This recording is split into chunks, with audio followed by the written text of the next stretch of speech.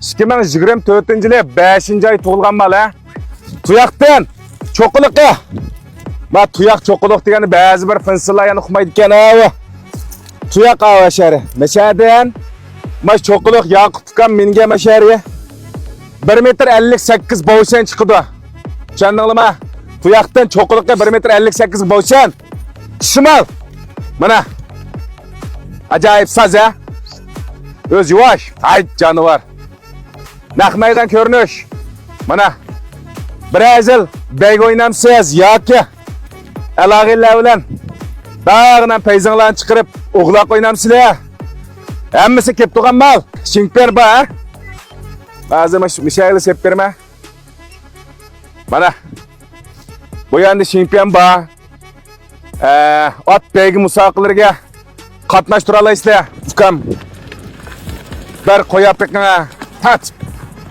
Canavar nima degan payzmal bu ey. Vay. O'ynaq bo'la, mashinchilik bo'la. Mana xarid canavar. Baytal taya. Brazil o'ynab bo'lib baytal yasib etsanglar bo'ladi. Tishimiga mana tishini o'sib qo'yay. Mana tishlab ketdi ekan nurg'un finsillar mana daytate. Mana bala ha. Bala. Bir qo'yib bakamsa, Yaqub o'sha 150 metr. Ay chiqatdi canavar. Aritat.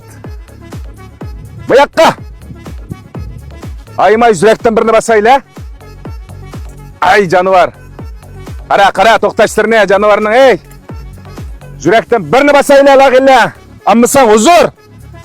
Unda olsa qiziqqan bola olsa 180 99 40 77 12 180 99 40 77 12 degan nomerni o'ndidarga joylaymiz. Har kun o'zini xil mallarni yo'llab turman ha. O'ndidar orqali so't yasab baqsaq bo'ladi. Axloq jihatdanmi? Bejarama. Mana hamma jihatni mana balang meni olamdi, yoki chatirqida o'tamdi. Pechat 4 fut yapchish hamma yerga bo'shan berman ha. Mana sag'ir pag'irlarni mana silg'izib, chataq chiqmaydi, keyin put. Hamma yani tutqizib bijirim mal. O'rni G'uljishar, To'g'roq, Hojimalda. Va Ili oblastining ballari olsa kelib ko'rib, yartib olib kelsalar bo'ladi. Janub Shinjondagi alag'illar bo'lib qolsa, so'tisini yasab, ma yo'l ochilganda qo'raringizning oldigacha yetkazib berishga men kapolat. Onunda chataq chiqmaydi. Qiziqqan balla olsa, vay deyishli yoki o'ndidar orqali so'tisini yasab baqsaq bo'ladi juma. Yana bir chiq.